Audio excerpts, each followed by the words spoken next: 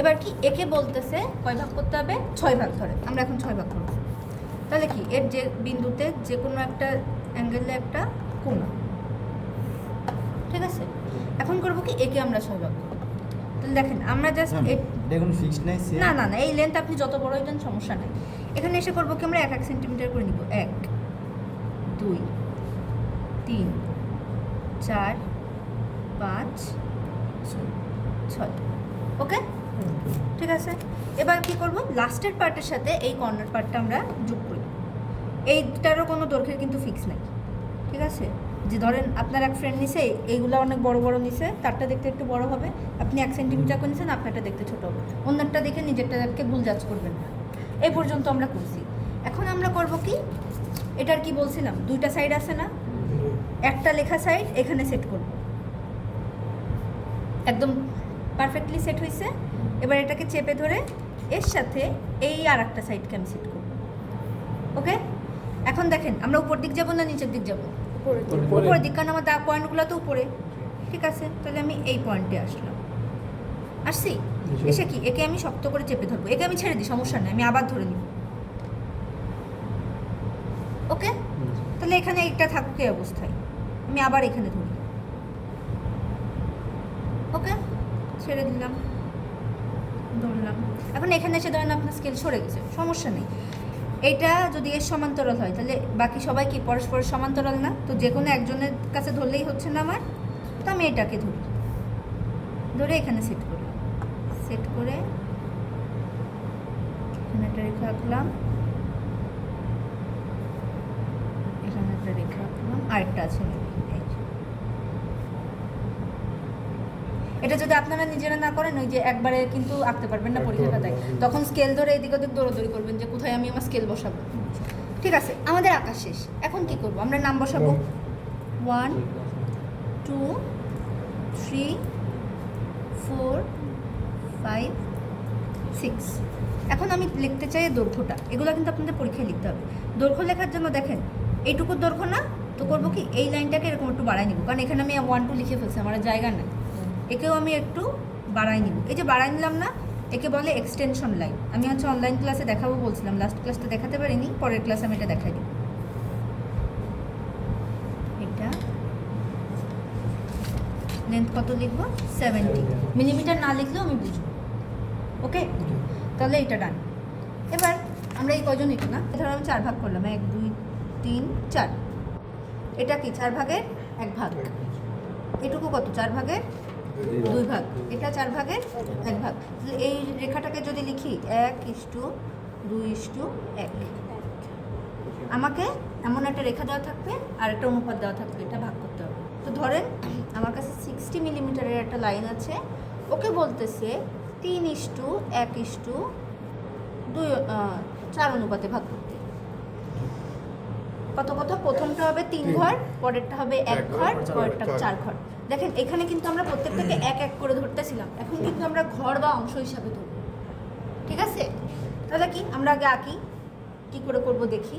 দেখেন কত 6 না 60 বলছি। আচ্ছা দেখেন এখানে 4টা ভাগের থেকে 1 2 3 4 এগুলা যোগ করে আমি কি টোটাল ভাগ পাইছিলাম না, তাহলে এই কটাকে যোগ করে আমি টোটাল ভাগ পাবো না, কত পাবো 8। তাহলে আমার রেখাটাকে টোটাল কয় ভাগ করতে হবে, 8 ভাগ। 8 ভাগ করে দেন আমি ডিস্ট্রিবিউট করব। তো 8 ভাগ করার জন্য কি ওই একইভাবে এই কর্নার থেকে একটা নিচে দাগ টানবো, দেন আমি 8টা ডট দিব, 1 2 3 4 5 6 7 8।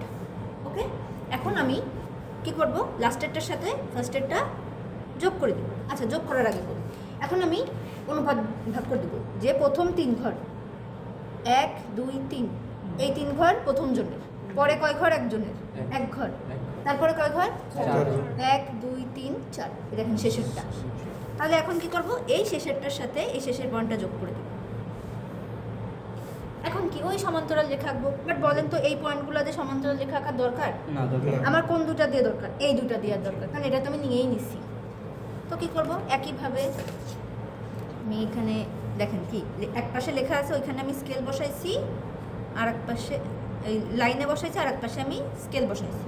ওকে, এবার এটাকে চেপে রেখে একে টেনে নিয়ে আসলাম এই বিন্দুতে, এনে ডান। আবার কি একে এখানে স্টিল রেখে একে টেনে আনলাম এই বিন্দুতে, ডান। এখন এখানে আমরা নাম কিভাবে দেব? এটা কত অনুপাত ছিল? 3, এটা ছিল 1, এটা ছিল 4। কিন্তু এটা তো ঘরের নাম না, অংশ না, তাহলে আমার কি অনুপাত আকারে লিখতে হবে। ইস্টুটা লিখবো, দেখেন এই দাগের উপরে আমরা ইস্টুটা দেব, ঠিক আছে? ক্লিয়ার? এখন এখান থেকেও আমরা কি করব, একইভাবে এক্সটেনশন লাইন দিব, দিয়ে আমিও দৈর্ঘ্যটা লিখব। এই যে এক্সটেনশন লাইন লিখতেছি না আমি, এটা তো আমি এই পেন্সিল দিয়ে লিখতেছি, আপনাদের আমি 2B পেন্সিল এইচবি কিনতে বলছি না, আপনারা পরীক্ষার সময় এইচবি পেন্সিল দিয়ে করবেন। ডাইমেনশনিং ক্লাসের দিন আমি বলে দিব, এই যে আঁকা পর্যন্ত 2B, হ্যাঁ এই পেন্সিল দিয়ে লেখা যায়। তখন হয় কি এই লাইনটা মানে কি ধরেন আমি তখন বলবো যে এই লাইনটা যে এই ফিগারের অংশ না, কি করে বুঝবো? মাথাটা চিকন করে নিলেই হইব। ওটা 60 মিলিমিটার লিখলেও হয়, না লিখলেও হয়। তাহলে লাইনে আমরা কি কি দেখলাম? একটা লাইনকে সমান ভাগ করা আর একটা লাইনকে অনুপাতে ভাগ করা। হ্যাঁ, পরীক্ষায় দেওয়া থাকলে দিবেন, নইলে না দিবেন। একটা বৃত্ত, হ্যাঁ, লাইনের অপারেশন শেষ। এখন বলতেছে এই বৃত্তটাকে 4 ভাগ করতে। একটা তো ইজি কথা না, দেখেন কেন্দ্র দিয়ে যে কোনো একটা লাইন আঁকবো, কেন্দ্র দিয়ে যায় যে কোনো লাইন, এটা কি আমাদের ব্যাস। এই সিঙ্গেল ব্যাস এই বৃত্তকে ইকুয়াল 2 ভাগে করে। আমি যদি ব্যাসটা এমনও আঁকতাম তাও ইকুয়াল 2 ভাগে ভাগ করতো, তাই না? তাহলে কয় ভাগ করে ফেললাম আমি? সমান 2 ভাগ করছি। এখন করব কি, এদের আমি ভাগ করব কি করে? এই বিন্দু থেকে যদি এটা 90 ডিগ্রি আঁকি আর সেটাকে নিচে বাড়াই দিই, 4 ভাগ হয়ে যাবে না? তাহলে কি দেখেন, এই দাগটা কিন্তু আমি আমার ইচ্ছা মতো দিচ্ছি, এই দাগটা বাঁকা হলেও সমস্যা নাই, কারণ একটা গোল শেপকে আপনি একদম ইকুয়াল ফোল্ড করেন, সেটা সোজা করে করেন বাঁকা করে করেন সমস্যা নেই, ওকে কিন্তু ইকুয়ালি ফোল্ড হবে। কিন্তু 4 ভাগের বেলায় আমাদের মেকশিওর করতে হবে যে মাঝখানের ভাগটা 90 ডিগ্রি হচ্ছে কিনা। তো ধরুন এটা আমার কেন্দ্র, এখানে ধরলাম এই আমার 90 ডিগ্রি, ওকে।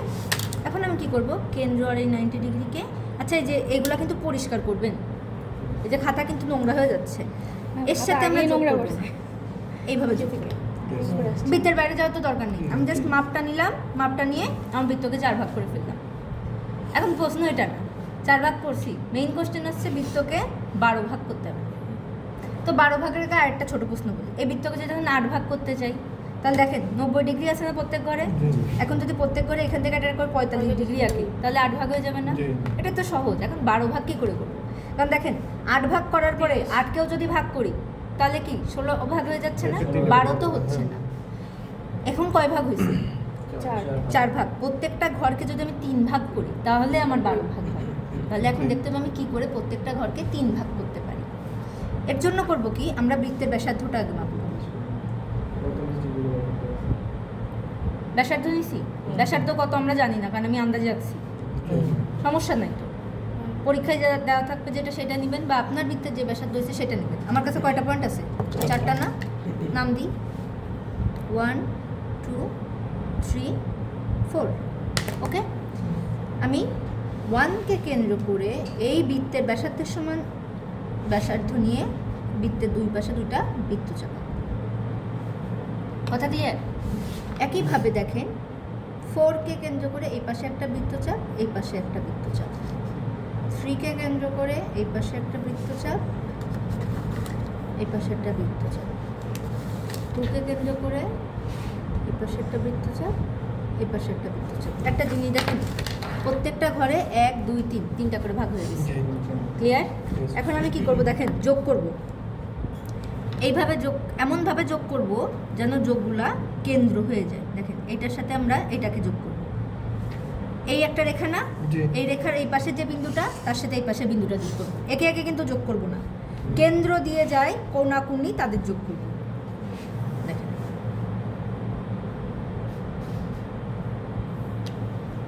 ওকে। আচ্ছা, আমাদের একটু টাইমেরও খেয়াল রাখতে হবে, বুক টাইম। তাহলে কি পরেরটা এটা,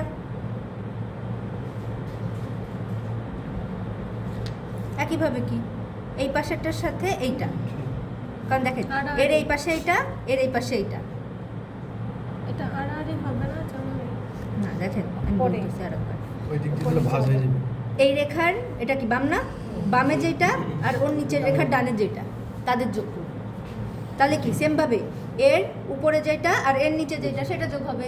এবার এর বামে যেটা এর ডানে যেটা সেটা যোগ হবে। পেন্সিলে স্কেলেও ময়লা আছে বুঝছেন, দেখেন খাতা পুরো একদম ক্লিন Very করছি bad. কালকে রাত্রে ক্লিন করছি। ওকে। এটা আমরা কয় ভাগ করলাম? 12 ভাগ করলাম। এখন ম্যাম আমি এইটারও ডাইমেনশনিং করতে চাই, ব্যাসার্ধ লিখতে চাই, দেন কয়টা ভাগ হলো তাই লিখতে চাই। কয়টা ভাগ হলো লেখার জন্য আমরা করব কি, এই 1 2 3 4 কিন্তু আমরা রাফের জন্য আপনাকে বোঝানোর জন্য বুঝাইছি। তখন আপনি এই 1 2 3 4 এইভাবে দিবেন না, 1 2 3 ঘরের মধ্যে দিবেন 4 5 6 7। এখানে আমাদের দৈর্ঘ্য নেওয়াটা একটু ভুল হয়েছে, তাই দেখেন এই ঘরটা একটু ছোট হয়েছে, এই দুটা বড় হয়েছে।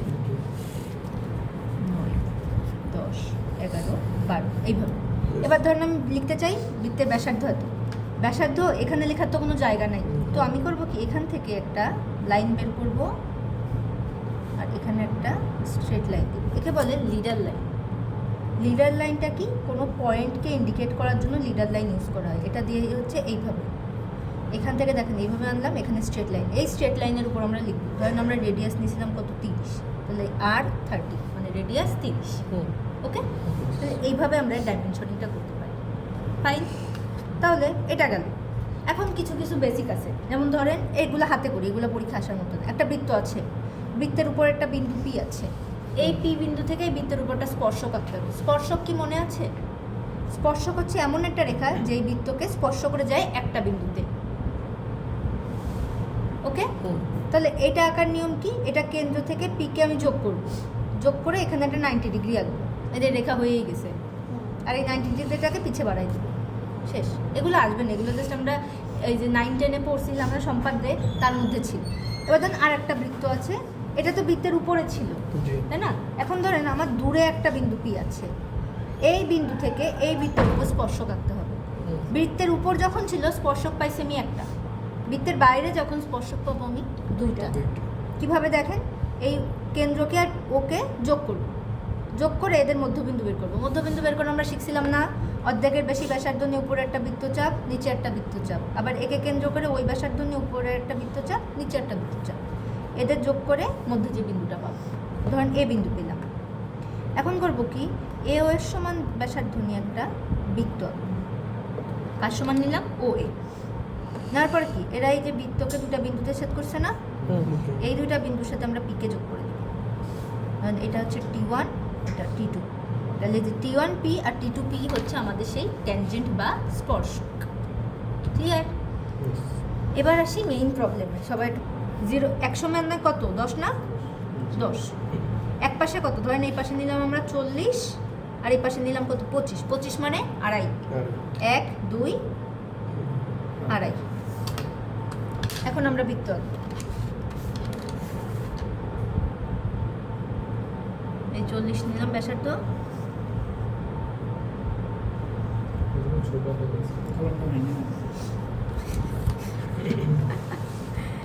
এবার কি এই পাশে আমি 25 কে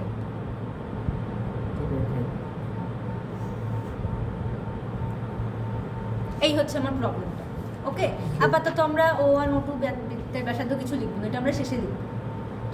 তো ভালো কথা, এটা আমরা করলাম। আচ্ছা করলাম কেন, এটা তোমার দরকারই। 4টা 5টা বৃত্ত আঁকবো। ক্লিয়ার? এই পর্যন্ত তো ডান। এখন দেখেন বড় বৃত্তের ব্যাসার্ধ কত, 40। ছোট বৃত্তের ব্যাসার্ধ কত, 25। এদের বিয়োগ করলে কত হয়, 15। এবার স্টেপ 1-এ করব কি, এই 15 মিলিমিটার ব্যাসার্ধের একটা বৃত্ত আঁকবো এই বড় বৃত্তের মাঝে। 15 মানে কত, 1.5। তাহলে 1.5 নিই, কোথায় আঁকবো, এই বড় বৃত্তের মাঝখানে। এই যাচ্ছে আমার 1.5। ওকে, তাহলে কি করি,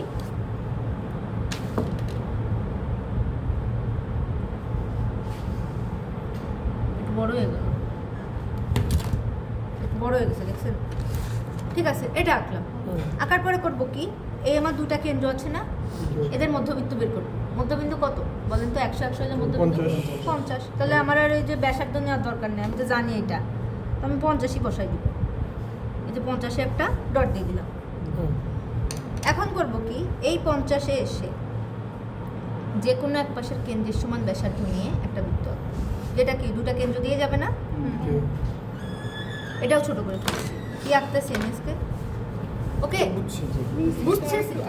দেখেন কি করলাম, আমার কাছে আমি একটু লিখি, হ্যাঁ, O1 O2 দুটা বৃত্তের কেন্দ্র আছে, এদের মধ্যবর্তী দূরত্ব কত? 100। তাহলে মধ্যবিন্দু কত? 50। আমরা করলাম কি, এই দেখছেন আমি 5 এর কম নিয়ে ফেলছি, এখানে হলো 5। আমরা কি করলাম যে এই 50-এ এসে এই বৃত্তের ব্যাসার্ধে, মানে বৃত্তের ব্যাসার্ধ বলছি, এই কেন্দ্রবিন্দু মানে মধ্যবিন্দু থেকে বৃত্তের যে কেন্দ্র এর সমান ব্যাসার্ধ নিয়ে একটা বৃত্ত আঁকছি। বৃত্তটা দেখেন দুটা কেন্দ্র দিয়ে গেছে, এবার একদম পারফেক্ট হয়েছে। দুটা কেন্দ্র দিয়ে গেছে না? এবার দেখেন এই যে প্রথমে স্টেপ 1-এ আমরা ছোট বৃত্তটা আঁকছিলাম না, পরে একটা বড় বৃত্ত আঁকলাম না, ওনাকে একটু সাইড দেন। এরা এই বিন্দুতে ছেদ করছে, তাই না? তাহলে এখন আমরা করবো কি, একটু কেয়ারফুলি এই কেন্দ্রের সাথে এই বিন্দুটা যোগ করবো। দেখেন লাইনটা কিন্তু একদম সোজা না, একটু বাঁকা হোক, কোনো সমস্যা নেই, এক্সটেন্ড করি। এ পর্যন্ত কি বুঝছি? কি করলাম, প্রথমে বড় বৃত্ত থেকে বড় বৃত্তের ব্যাসার্ধ থেকে ছোট বৃত্তের ব্যাসার্ধ বিয়োগ করছি, এই বিয়োগফলকেই একটা বৃত্ত বানায় ফেলছি। কোথায় আছে এটাকে? বড় বৃত্তের মধ্যে। দেন করছি কি, এই যে দুই কেন্দ্রের মধ্যবর্তী দূরত্ব বের করছি, সেখান থেকে অর্ধেকের ব্যাসার্ধ নিয়ে একটা বৃত্ত আঁকছি যা দুটা কেন্দ্র দিয়ে গেছে। এই যে বড় বৃত্তটা এই আমার ছোট বৃত্তকে একটা বিন্দুতে ছেদ করছে। দেন কি করছি, প্রথম কেন্দ্র আর ওই ছোট বিন্দুটাকে যোগ করে ছেদ করে দিছি।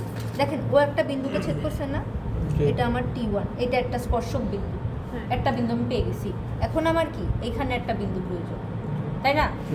এখন কি করব, দেখেন O1 T1 আছে না, এর সমান্তরাল করে আমি এই পাশে O2 T2 আঁকবো, মানে এই বিন্দুতে একটা সমান্তরাল রেখা আঁকবো। কি করে আঁকবো? এই দুটো দিয়ে আঁকবো। ঠিক আছে, তাহলে এখানে এসে আমি আমার রেখাতে বসালাম, আর এক পাশে আমার স্কেল বসালাম, একদম টেনে নিই এখানে চলে আসবে, ইজি না? দেখেন এনে কি স্কেল সেট করলাম, আর একটু চেক করাই, ধরেন এমনিই বসাই, টেনে নিয়ে এখানে আসলাম। দেখেন স্কেল টেন সব ঠিক আছে, ফেলে দিয়ে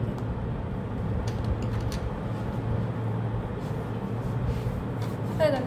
এটার নাম আমার কি হবে? T2। এখন কি করব, T1 T2 যোগ করে দেব, করে দিলে আমার শেষ কাহিনী।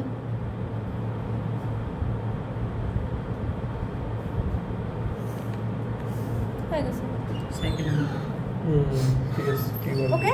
তাহলে T1 T2 হচ্ছে আমার স্পর্শক। দেখেন আমার স্পর্শকটা জাস্ট দুটো পয়েন্টে ছেদ করছে, তার মানে আমার প্রবলেমে মানে এই ড্রয়িংয়ে আমার তো কোনো সমস্যা নাই। আঁকাটা বুঝছি? এখন পেন্সিল সলভ। এখন আমরা ডাইমেনশনিং করব, মানে দৈর্ঘ্য প্রস্থ উচ্চতা এগুলো লিখব। T1 T2 দৈর্ঘ্য কত হবে এটাকে আমরা জানি, জানা দরকারও তো নয়, কারণ আমাকে স্পর্শক রেখা দেখাইতে বলছে, রেখার মানে পরিচয় তো চাই না যে দৈর্ঘ্য কত, দেখতে কেমন, এসব বলো, দরকার তো নাই। বাট আমি জানি কি এদের O1 O2 এর মধ্যবর্তী দূরত্ব জানি কত, 100। বৃত্তের দুটোর ব্যাসার্ধ জানি, ছোট বৃত্তটার ব্যাসার্ধ জানি। এখন দেখেন আমি এখন এটা লিখতে চাই, এক করা যায় এখানে ডিরেক্ট 100 বসাই দেওয়া, বাট আঁকার সময় ডাইমেনশনের ভ্যালুটা ফিগার থেকে বাইরে রাখবেন, ঠিক আছে? আপনার পেজে অনেক জায়গা থাকবে, আপনি ফিগারের বাইরে নিয়ে যাবেন। ফিগারের বাইরে বলতে আপনি উপরেও নিতে পারেন, নিচেও নিতে পারেন। উপরে আমরা স্পর্শক আঁকছি, উপরে হাত না দিই, নিচে নিয়ে আসি। তো নিচে আনার জন্য কি, যে আগের পেজে যেমন এক্সটেনশন লাইন নিয়ে উপরে চলে গেছিলাম না, এখানেও আমি এক্সটেনশন লাইন আঁকবো। এখন দেখেন এখান থেকে কি করব, বৃত্তের ব্যাসের মতো করে একটা স্ট্রেট লাইন নিব, এমন নিচে নামানি চলে আসবো। এইটা কিন্তু এর কোনো পার্ট না, এটা কি করতে ব্যবহার করতেছি, আমি ডাইমেনশনিংয়ের জন্য ব্যবহার করতেছি। একইভাবে কি এগুলো তো বাঁকা, বাট এটা দেখেন একদম ইজি আসছে। আর কি করবেন বোঝানোর জন্য, এই O2 এর সাথে মিলাবেন না একদম, এটা তো মিশাই ফেলছি, এরকম একটু ফাঁকা রাখবেন। এক্সটেনশন লাইনের নিয়মই আছে হালকা একটু ফাঁকা থাকবে, 2-3 মিলিমিটারের মতো। এখন দেখেন ফিগার এখানে শেষ, তাহলে আমি এখানে দিতে পারি।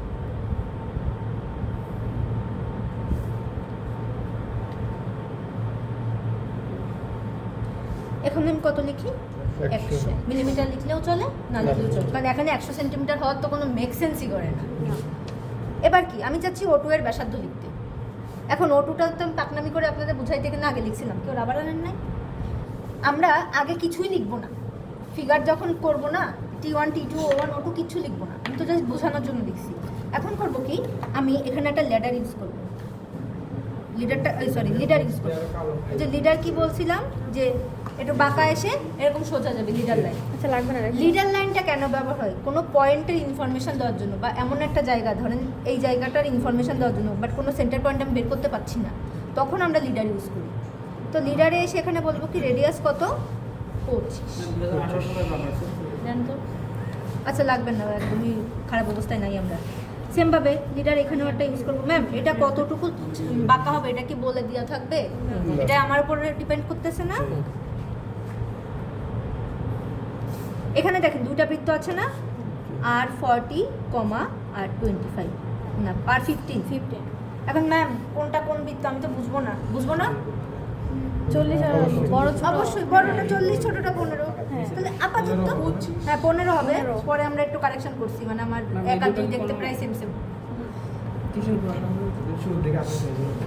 গল্পটা মধ্যে আলু করে দিয়েন না। হ্যাঁ এবার দেখেন দুইটা কেন্দ্র লিখলাম, মধ্যবর্তী দূরত্ব লিখলাম, রেডিয়াস লিখলাম। ঠিক। এই মাঝখানে 50 লিখলেও চলে, না লিখলেও চলে। যেহেতু আমরা খুবই মাইনর একটা কাজ করছি, তাই আমাদের লেখার দরকার নেই।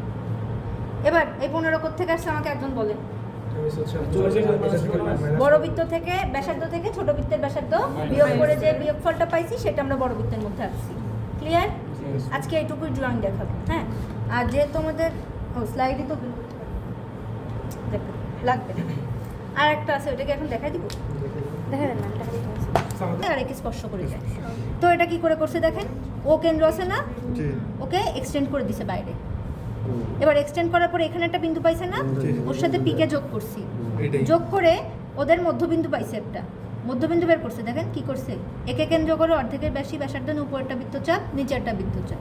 একইভাবে এই বিন্দু থেকে উপরে বৃত্তচাপ, নিচে বৃত্তচাপ, এই দুটাকে যোগ করে এরকম বাড়ায় দিছে।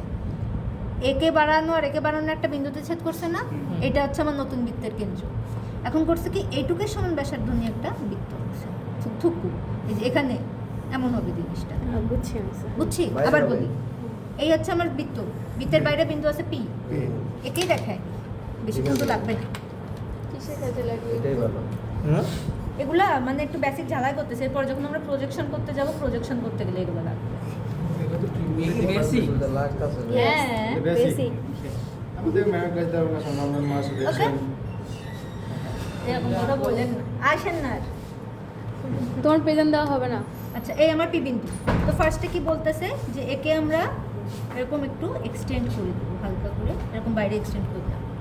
এক্সটেন্ড করে এই যে বিন্দু পাইলাম, এই দুটাকে আমি যোগ করলাম। যোগ করে কি এদের মধ্যবিন্দু বের করবো। কী করবো, অর্ধেকের বেশি ব্যাসার্ধ নিয়ে উপরে বৃত্তচাপ, নিচে বৃত্তচাপ। একইভাবে অর্ধেকের বেশি ব্যাসার্ধ নিয়ে উপরে বৃত্তচাপ, নিচে বৃত্তচাপ। মিলল না?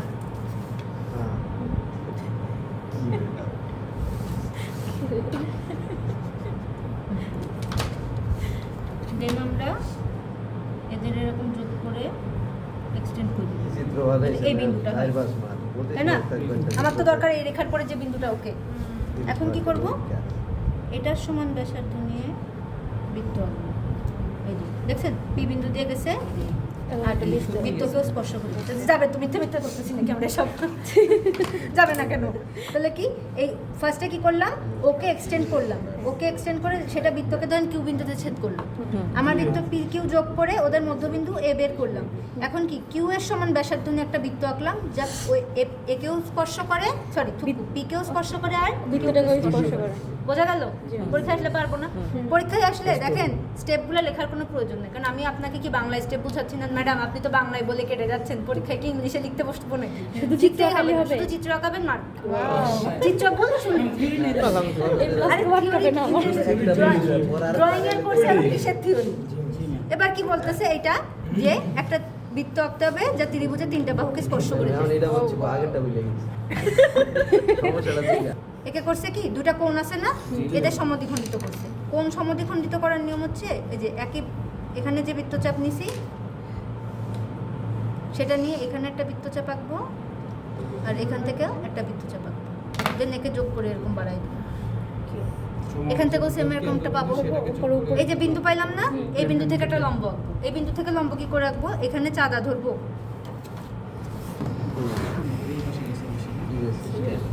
দেখেন এখানে করে কি যে অনেক সময় এইভাবে ধরলে কি এখানে 90 ডিগ্রি হয় না, দেন এখানে এটা কিভাবে ধরে জানো আমি তো ভুলে গেলাম। আচ্ছা, এই রেখা থেকে মানে এভাবে স্ট্রেট করে ধরে এই পয়েন্ট বরাবর আসতে হয়, যে কোথায় আছে এই লাইনটা অ্যালাইন হয়। দেন এখানে একটা ডট দিব, তার মানে কি এইটা আর এটা সরল রেখায় আছে, তাহলে এটা নিচে এক্সটেন্ড করলেও 90 ডিগ্রি পেয়ে যাবে। দেন এইভাবে যোগ করে এই যে বাড়াই দিলাম। এইটুকের সমান ব্যাসার্ধ নিয়ে একটা বৃত্ত আঁকলে ওটা 3 বিন্দু দিয়েই যায়। কথা ক্লিয়ার? আমরা তো হাতে আঁকছি বলে মিলে নাই। ও আচ্ছা ঠিক আছে হ্যাঁ, এটাও এর মতোই মিলে যাবে। আচ্ছা আচ্ছা, শুধু লাইটটা তো ওকে। হুম। আর এই পাশে আমার ছোট বৃত্তটা।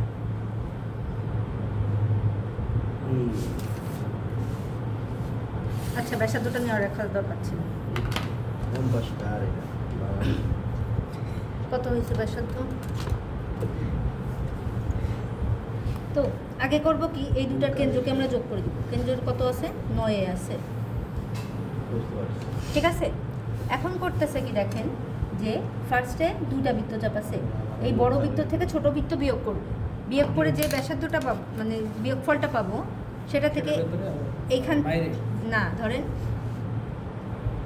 এখান থেকে দেখেন, আমি এখন জানি না আমার বৃত্তের ব্যাসার্ধ কত, দুটোর একটাও জানি না, কিন্তু আমার এই দুটোর বিয়োগফল লাগবে। কি করে করবো দেখেন, এখান থেকে এইটুকু মাপবো, মেপে এখানে এসে অতটুকু এটা বাদ দিয়ে দেবো, বাকি যেটুকু থাকবে এই বাকিটুকু, এইটুকু আমার বিয়োগফল। এখন করবো কি, এই বিয়োগফলটা নিয়ে এখানে একটা বৃত্তচাপ আঁকবো। আঁকছি, হুম। কোত্থেকে আঁকলাম? এই বৃত্তের বর্ডার থেকে। এখন করবো কি, কেন্দ্রে এসে এটুকু মাপ নিব, নিয়ে এখানে একটা বৃত্তচাপ আঁকবো। পুরো ফুল ফুল আঁকার ফুল বৃত্ত আঁকার দরকার নেই, আমার একটা বৃত্তচাপ বুঝাইতে দরকার। পারলেই বুঝাইতে পারলে হইল। হ্যাঁ। আবার কি, আগের মতো এখানে আমি মধ্যবিন্দু বের করব। মধ্যবিন্দু কত? 9 হয়েছিল না? 4.5। ওকে, এবার কি, মধ্যবিন্দু থেকেও অর্ধেক নিয়ে একটা বৃত্ত আঁকবো বা বৃত্তচাপ আঁকবো। বৃত্ত আঁকতে পারি, বৃত্তচাপও আঁকতে পারি, নিচে আর যাওয়া দরকার ভালো না নেই। এটা ম্যাম কম্পাস। এবার দেখেন, এইটা একটা বিন্দুতে ছেদ করছে না, এর সাথে আমরা একে যোগ করে দিব, যোগ করে এক্সটেন্ড করে দিব।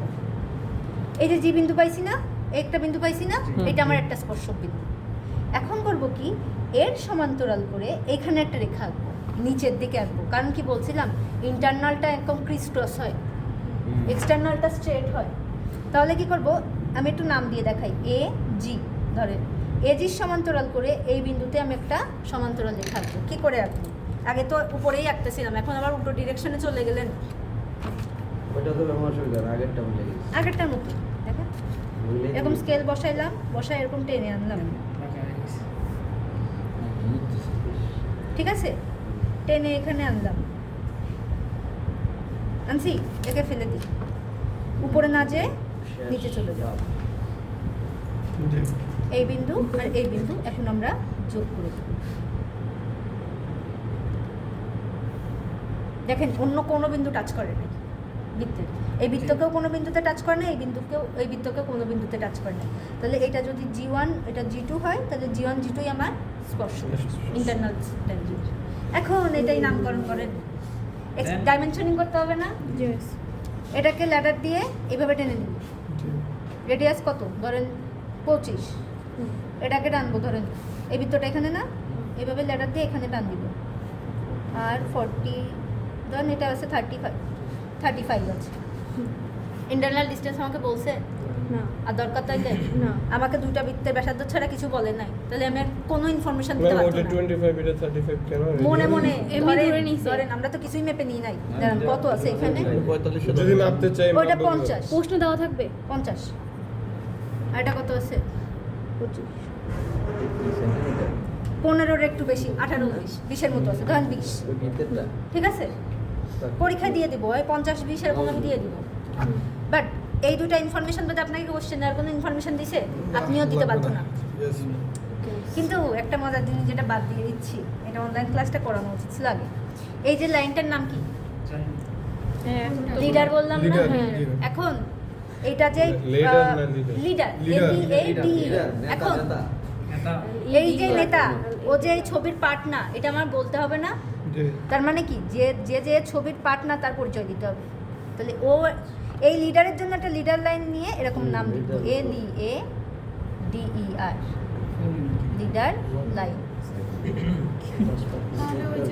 এটা তো দিতে হবে না? একটা লাইন দিলেই বুঝবো এ লিডার লাইন তো এ লিডার লাইন। এবার তাহলে এখানে আসি, এটার নাম কি ছিল? Extension line.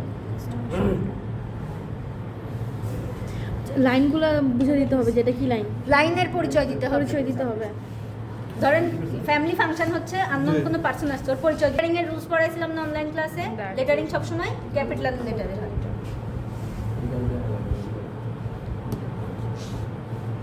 আর এটার নাম লিডার লাইন দিব। প্রজেকশন সরি, এটার নাম এক্সটেনশন লাইন বা প্রজেকশন লাইন, এটার নাম লিডার লাইন। দিলে শেষ না, তাও একটু কাজ বাকি আছে। ফিগারের একটা টাইটেল দিতে হবে। এটা যে আপনি আঁকছেন, কি করে টাইটেল দিবেন? এই যে উপরে টাইটেলের লেটারিং এর রুলসে বলছিলাম না, টাইটেল লেখার আগে কি উপরে উপরে এরকম একটা বক্স আমরা এঁকে নিব, ক্যাপ লাইন আর বেস লাইন বাংলা খাতার মতো বানাই নিব। এর মধ্যে ধরুন আমি লিখবো এক্সটেরিয়র ট্যানজেন্ট EXTE। এবার যা যা লেখার লিখে যাও। আপনি এখানে একটা এই ফিগারটার নাম দিবেন।